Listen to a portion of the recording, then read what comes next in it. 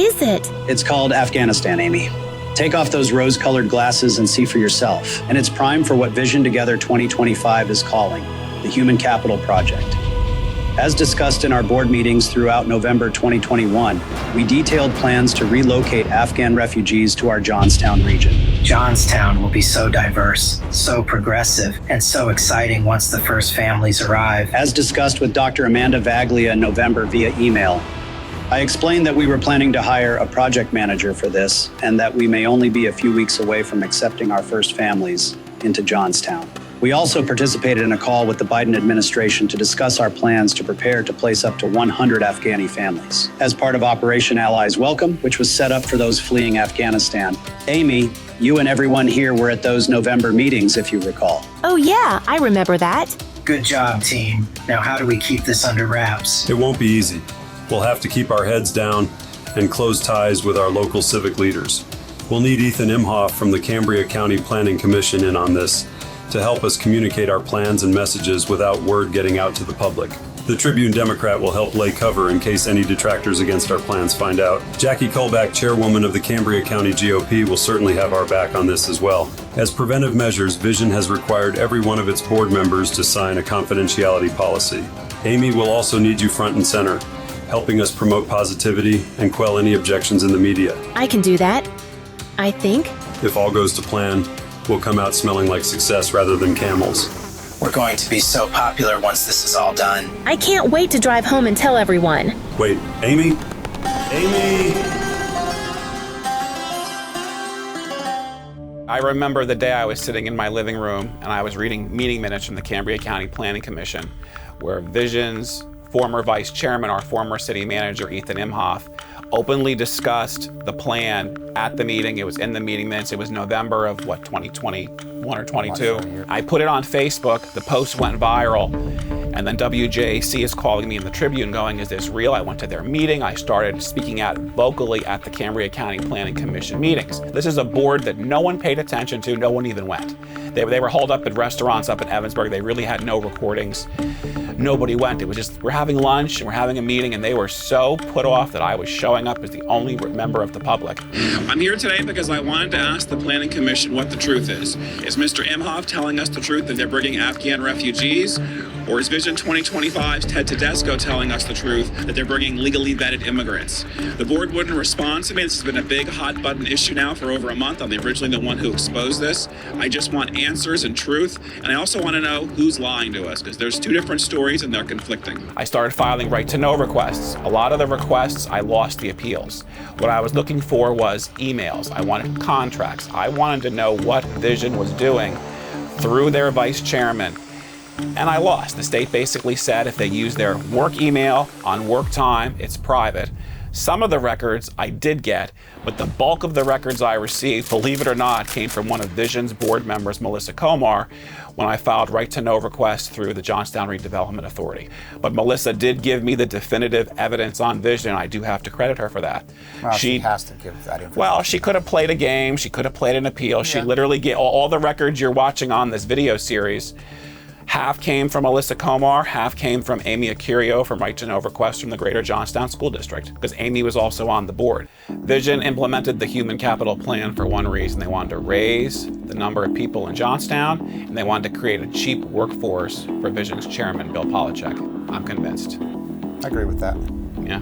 Because I can't regret there are people. You know, they're the keystone of what we do. And success is my nirvana.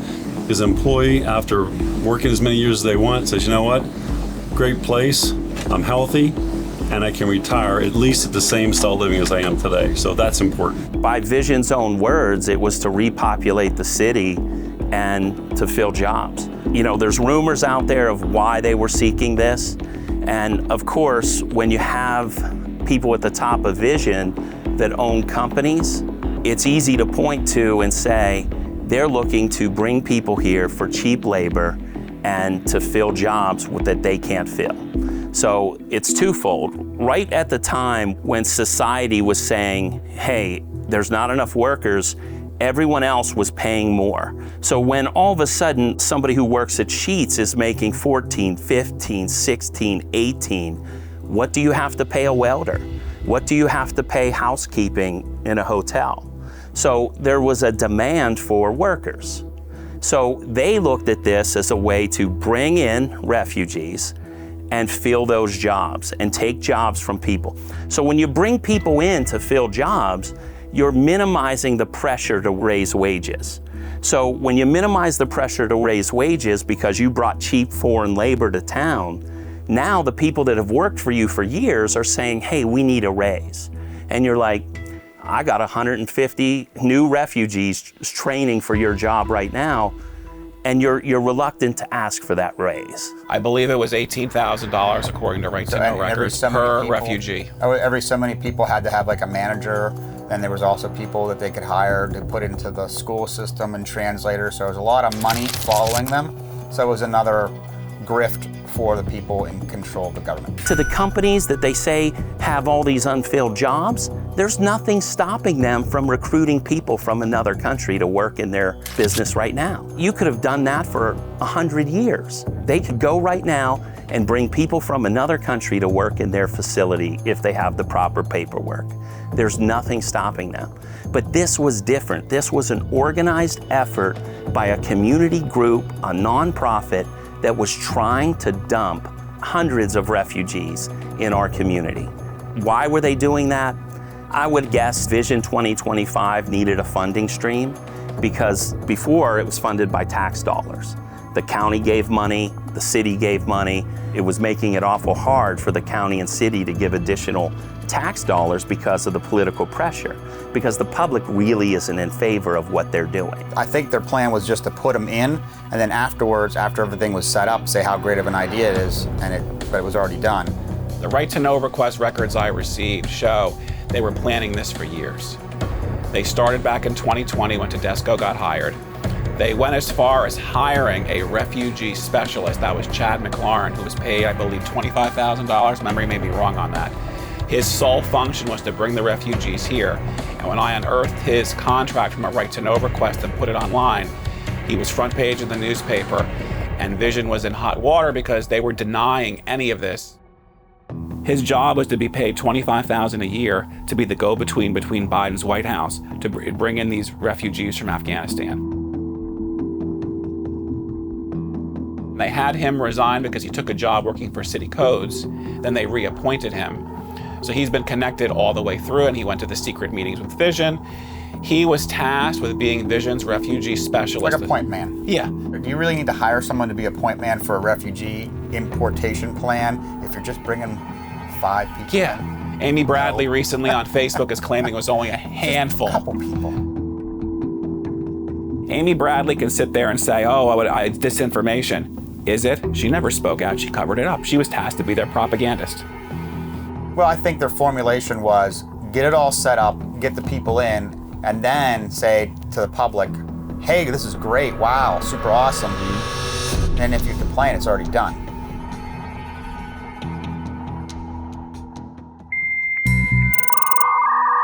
A Facebook group calling itself Cambria County, Trump Country has posted a copy of the November 2021 CCPC meeting minutes online, highlighting my brief comments in November about Vision Together 2025's exploratory work on the idea of bringing Afghan refugees to Johnstown. This group takes issue with that approach in some rather ugly ways.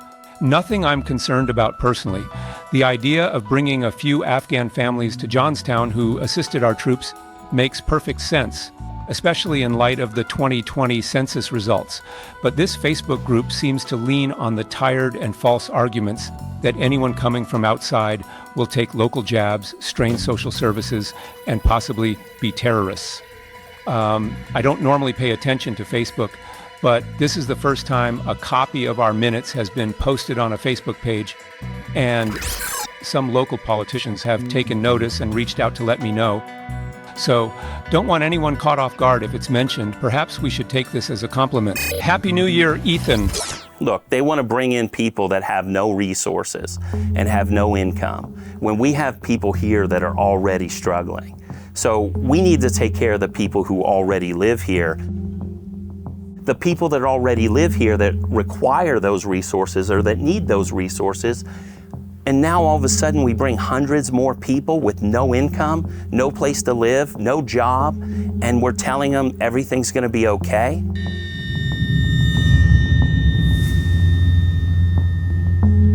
So I think when it came to refugees, and Laquan Marshall's role is, they wanted somebody to take this refugee plan on, somebody outside of Vision that would house them. So he was buying up a bunch of property around town. Vision latched on to him and giving him a lot of hype for everything he was doing, whether it was a yogurt shop that never opened, or he had a building that is condemned that he was gonna turn into a restaurant and a bar. And they had all these grandiose plans. They were so desperate for positivity, they never materialized. But I think during this process, they wanted to use him the same way they used Tedesco, the same way they use everybody else. They wanted Laquan Marshall to be the one that actually is housing them and bringing them here, and he would have to deal with the wrath of the public. So at the time, this was all secretive, right? So Vision could deny that they were ever part of bringing refugees here. They never got to that stage, but they were definitely, I think, trying to find out where they could house them and then who they could align with in the private sector, or how they could transfer housing to people that they control to put them in. So we don't really know how they were going to do it, but there's a couple things. They brought in, I think, outside businesses, and Redevelopment Authority was pushing property to outside developers. The general public doesn't know us. We've forged relationships here with people who are relevant to our business existing, right? So we've tried to connect with people at City Hall, at the Redevelopment Authority, to just be on their radar, knowing who we are and what we're doing, right? That's necessary in order to operate.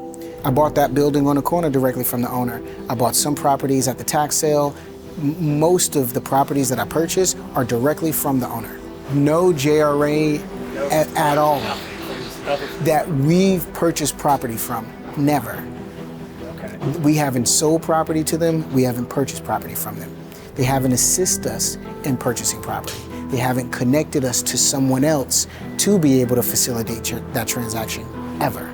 Other municipalities operate similarly, right? The functionality of the Redevelopment Authority is to facilitate business and real estate transactions. That's the purpose, to my understanding, right? I think in that functionality, if mishandled, could lead to some of the things that people are being accused of, right? If mishandled, oh, I can do this, well, I'll scratch your back, you scratch my, if you could get into that very easily, but you can get into that working at McDonald's. Housing projects can't absorb their own vouchers, but if they would then transfer those properties to one of their entities, like a nonprofit, then the Housing Authority could push Section 8 vouchers into those properties.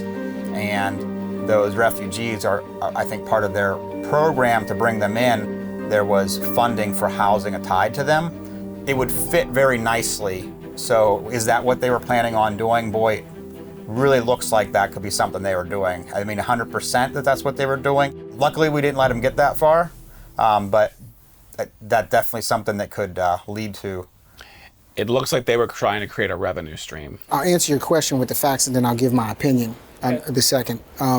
So I was in Balance eating lunch one day. I was introduced to Mike Tedesco. Someone introduced you to Mike prior, or? No, I think when I was at lunch, that was our introduction. Psst. Hey kid, want in on a little secret? Hey, what kind of secret? Let me grab you a cup of coffee and explain it to you. What's your name anyway? Mike Tedesco, but some know me as City Boy. Probably texted like 1 or 2 times. Oh, let's go like grab lunch or something like that. We were like talking about problems in Johnstown and, you know, his proposed solutions, and I was telling him about what I was doing, X, Y, and Z. And, you know, I talked to him about, you know, the duality of what we do. Half of what I do is affordable housing. The other half of what I do is adaptive reuse development, right? That's the 2 functionalities of all my businesses together. I see that there's a need here for both. You can't develop downtown and ignore the communities on the outskirts. It will not work, right? So we kind of are forced to do both. So in that meeting, they're talking about that. He had mentioned some programs that they were working on, things that they were working on, and the Afghans were a big thing at the point. The refugees was never meant to go public. So they were doing this behind the scenes, and they were going to dump it on Laquan Marshall. So we would have never known about the refugees or the plan. The money comes to Vision, and then Vision will take their cut for managing it. So it's not necessarily them that brought them here, it's Laquan Marshall, they're just helping. And like most things, even this conversation, I talked to my advisors about it. I'm like, oh, hey, like they're gearing up to do, because obviously there's an opportunity. It's within my framework, right, of the affordable housing. Of course, it's gonna, if there are transplants that do come here, they'll be subsidized. So, you know, there may be an opportunity there. So now you can see, Laquan. Vision Together 2025 is working to transition Johnstown into a 21st century city. We celebrate and embrace diversity. All are welcome in Cambria County and are welcome at Vision Together. Johnstown is a magical, progressive Rust Belt city unlike any other, ripe for welcoming Afghanistan vetted immigrants. Without these people, we are nothing. Wow, thanks, Mike. Cheers. So he brought me up to speed on, you know, where they were and what they could and could not do. Long and short saying, like, there's nothing he can do. He's just involved in those conversations about what the plans are. But he cannot make decisions on who goes where, how, when, and for how much, right? I asked him to connect me to the people who are making those decisions, right? Because I'd like to be considered to be able to support this initiative, right? And he was gracious enough to introduce me to Frank. Frank Butcher is exactly who he mentioned. You know, it was a big push for the Democrats to be able to assist people out of Afghan to come here. I had done some research. I know at the state level, Pennsylvania was in a run-in to get a big placement of the refugees. So I'm like, oh, this makes sense. Then I circled back with him like, I know you guys are working on this. You know, where are you with it? And is there any way I can help, right? Now, they were telling the public that this was in the initial stages. This was, you know, we were just thinking about bringing them here. That's what they were telling the public. But behind the scenes, I filed a right-to-know request to get emails from the Department of State and other sources on the state level. Here we find out they were having conversations with the Biden administration on bringing refugees here. They were having discussions about bringing refugees to Cambria County with the President of the United States' office, his administration. And he was very clear with me up front, like, hey, Vision is not I forgot the term he used, but they're not a licensed steward of refugees, right? They cannot make decisions about who comes where and when and how. I don't know how long after. I think his name is Frank Burns. Representative Frank Burns. Yep. Yes. I got a phone call from someone who read the paper or something. He had did like an article or write-up or something about the Afghans and Vision 2025 and Vision 2025 picking winners and losers. Those email threads showed Vision and the city and the Housing Authority and all these different people were in cahoots with the Biden administration. At one point we had emails from the mayor of Pittsburgh. All of this went public. Representative Burns put out a massive press release once I filed a complaint with him and Senator Langerhalk and Representative Rigby. So that tells you this was much more advanced than they were saying to the public. And they paraded Tedesco out front and he pounded his chest, swearing up and down that they were only looking into it. Well, they were looking into it. We have emails from Tedesco that state they were weeks away from accepting their first refugees. Did Mike give me a number? I don't. Did anybody say, hey, I can't. we have this many people we're thinking about bringing in? It sounds like something I would want to know, Okay. right? Like, Originally, before you got invested. of course, before I put $1 in, I would want to know, like, how sustainable is this? Do I just get one? Is there just one or two? Or is there 10? Is there 100? You know, I would want to know these things because that would help me determine my risk profile. So you never got into any of the numbers? You know what happened? Like I said, I don't remember the timeline on how quickly after the initial conversation happened from when the right to know happened. I don't remember clearly that time frame, and that could have been discouraging to me. They should have presented it to the public first before they made all these plans and hired a specialist and brought in people to house them and redo apartments and everything. So they kind of went, again, backwards. That ties into their whole secrecy. The big contention was that this was being done without any of the consent from or discussions with the public, you know? Well, if they're a nonprofit, I don't know. Maybe I'm not educated enough. I was here buying property, renovating and renting them out prior to any of that, prior to 2020. How did they explain it exactly? It was done by the cloak of darkness. Looks like I should respond to Ethan's refugee statement. Hey, Big E, it's Big B. I'm still in the Big A. Nah, never mind. Ethan, I think we should keep the refugees out of the discussion as an emphasis. Keeping it general with all immigrants being welcome is what we want anyway, and won't create the wrong focus. I talked with Jackie Colback, and that was my message today, along with not making this political. There is a lot of lies and bad assumptions out there, and we will need to address it sooner rather than later. We are only in the discovery phase of a plan for immigrants, and my recommendation is to keep the message that simple. We need to get together next week and chat about this and create a committee with other communities members so that we are more transparent. Any thoughts? Bill. Specifically, the Vision Together 2025 has been exploring a plan that would potentially bring 5 to 10 legally vetted immigrant families with skills appropriate to fill some of the many jobs available in our area. And the reality is, the records show was 100 families. Families, which how many are in a family? 4 or 5. 4. So we're talking a minimum 400. It's a lot of people. Because remember, that's the story of Vision. Deny, lie. When you're caught, just keep saying, oh no, that's not true. I use the word confidence very specifically. It's not hope. It's oh yeah, we have a plan to turn this thing around, and now we need to execute the plan.